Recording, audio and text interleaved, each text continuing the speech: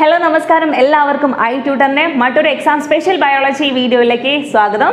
ഇന്നത്തെ വീഡിയോയിൽ നമ്മൾ നോക്കുന്നത് എക്സാമിന് പോകുന്നതിന് മുന്നേ നിർബന്ധമായിട്ട് നോക്കിയിരിക്കേണ്ട ഒരു 10 വളരെ ഇമ്പോർട്ടൻ്റ് ആയിട്ടുള്ള ചോദ്യങ്ങളാണ്.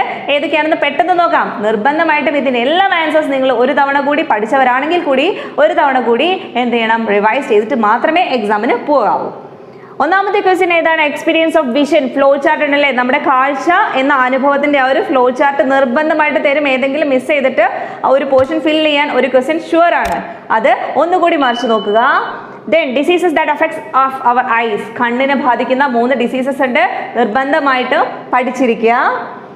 മൂന്നാമത്തെ question, how is the normal blood glucose level maintain. നമ്മുടെ 3rd ചാപ്റ്ററിലെ ക്വസ്റ്റ്യൻ ആണ്. ബ്ലഡ് ഗ്ലൂക്കോസ് ലെവൽ നിർബന്ധമായിട്ട് അത് 70 to 120 ml അല്ലേ, ആ ഒരു മില്ലിഗ്രാം.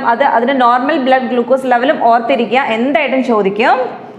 നാലാമത്തെ question, pathogens or examples of diseases. കുറെ പാത്തോജൻസ് നമ്മുടെ ചാപ്റ്റർ ഡിസീസസ് എന്ന് പറഞ്ഞ ചാപ്റ്റേഴ്സിലുണ്ടല്ലേ. എന്താണ്? നമ്മുടെ ബാക്ടീരിയ, ഫംഗസ്, വൈറസ്, ഇതിൻ്റെയൊക്കെ ഡിസീസസും ഉണ്ട്.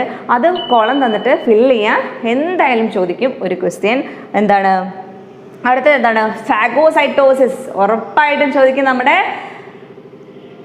ഒരു ക്വസ്റ്റ്യൻ ആണ് ഇത്, ഫാഗോസൈറ്റോസിസ്. എങ്ങനെയാണ് ഫാഗോസൈറ്റോസിസ്? അത് ഡയഗ്രാം വരയ്ക്കാൻ ചിലപ്പോൾ തരും, ഡയഗ്രാം തന്നിട്ട് അത് ഫില്ല് ചെയ്യാൻ ചിലപ്പോൾ എന്തായാലും തരും. ചിലപ്പോൾ ആ പോയിന്റ്സ് അതിൻ്റെ ഓരോ പോയിന്റ്സും തെറ്റിച്ച് തരും, നിങ്ങൾക്ക് കറക്റ്റായിട്ട് എടുത്ത് എഴുതാൻ തരും. അതും ഒന്നുകൂടെ നോക്കുക.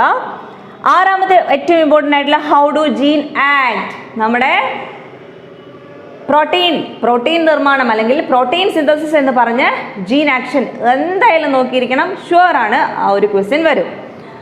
ഏഴാമത്തെ question, difference between RNA and DNA. Sure ആണ്, RNA DNA തമ്മിലുള്ളത് ഏതെങ്കിലും രീതിയിൽ RNA DNAയും ആ 3 ഡിഫറൻസസ് നിങ്ങൾ ഒരിക്കൽ കൂടി ഓർത്തിരിക്കുക, ഒന്നുകൂടെ നോക്കുക.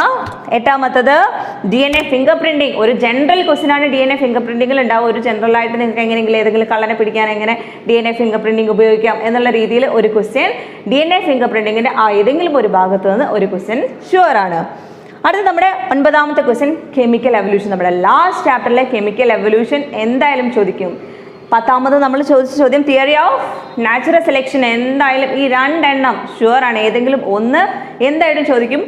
നാച്ചുറൽ സെലക്ഷൻ നന്നായിട്ട് നോക്കിയിരിക്കുക. നമ്മുടെ ഡാർവിൻ തിയറി ആണ് നമ്മുടെ ഇത് natural selection.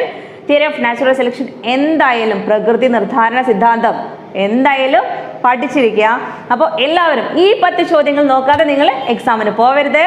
All the best. I ട്യൂട്ടറിന്റെ എല്ലാ കുട്ടികൾക്കും A+ ഉണ്ടാവട്ടെ എന്ന് ഒരിക്കൽ കൂടി ആശംസിക്കുന്നു. ബൈ.